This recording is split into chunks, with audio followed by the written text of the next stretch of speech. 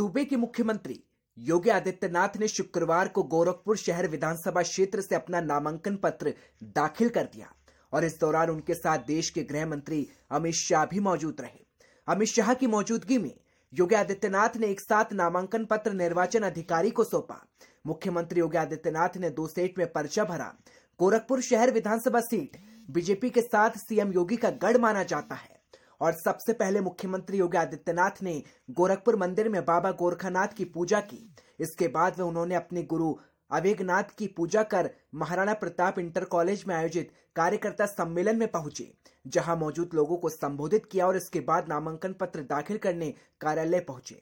इस मौके पर योगी आदित्यनाथ के साथ मौजूदा गृह मंत्री अमित शाह ने कहा कि सीएम योगी के नामांकन में गोरखपुर से सहारनपुर तक आवाज जानी चाहिए कि भाजपा इस बार 300 सीटें पार कर रही है।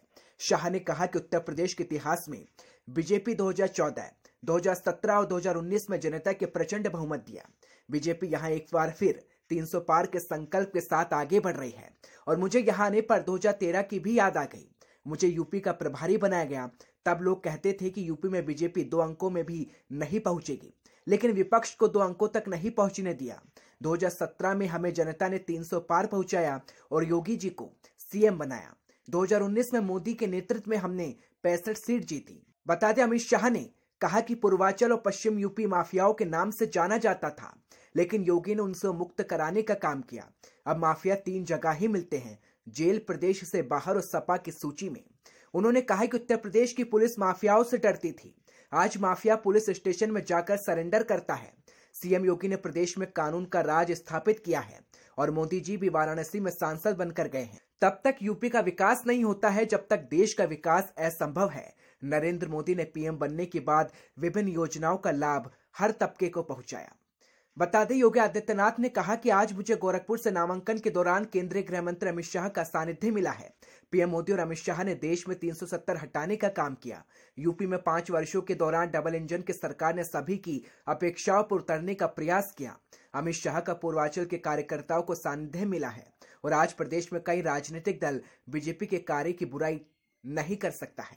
बता दें आपको, यहाँ एक लाइन बेहद फेमस है कि गोरखपुर में रहना है तो योगी योगी कहना है। ऐसा इसलिए है कि यहाँ एक रिकॉर्ड है कि जिस पर भी योगी का हाथ रहता है वो विजयी होता जाता है। ऐसे में इस बार खुद योगी के चुनाव मैदान में उतरने पर माहौल अलग ही है।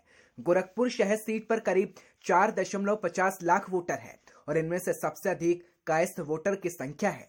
बावजूद इसके वोटर चुनाव में जाति को देखकर नहीं बल्कि गोरखपुर मंदिर यानी कि योगी आदित्यनाथ के नाम पर वोट देते। दरअसल मुख्यमंत्री योगी आदित्यनाथ को बीजेपी ने गोरखपुर शहर विधानसभा क्षेत्र से उम्मीदवार घोषित किया है और यहां पर 6ठे चरण में 3 मार्च को मतदान होना है। चुनाव की तारीखों की घोषणा से पहले कयास लगाए जा रहे थे कि योगी अयोध्या या फिर मथुरा से चुनाव लड़ सकते हैं, लेकिन योगी अयोध्या और मथुरा से नहीं बल्कि योगी आदित्यनाथ उत्तर प्रदेश के मुख्यमंत्री होने के साथ साथ प्रभावशाली गोरक्षक पीठ के पीठाधीश्वर भी है।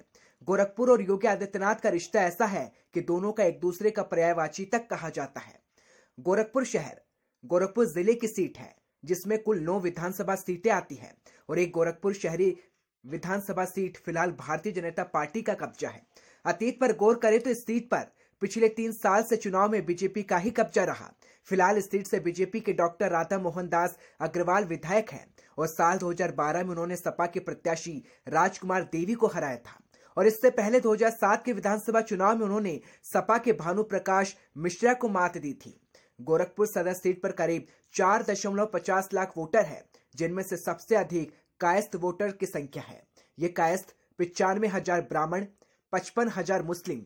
यहाँ कायस्थ 95,000, ब्राह्मण 55,000, मुस्लिम 50,000, क्षत्रिय 25,000, वैश्य 45,000, निषाद 25,000, यादव 25,000, दलित 20,000, इसके अलावा पंजाबी, सिंधी, बंगाली और सैनी कुल मिलाकर करीब 30,000 वोटर हैं। लेकिन सभी जातियों के वोटर चुनाव में जाति को देखकर नहीं बल्कि गोरखनाथ मंदिर यानी योगी आदित्यनाथ के नाम पर वोट देते हैं।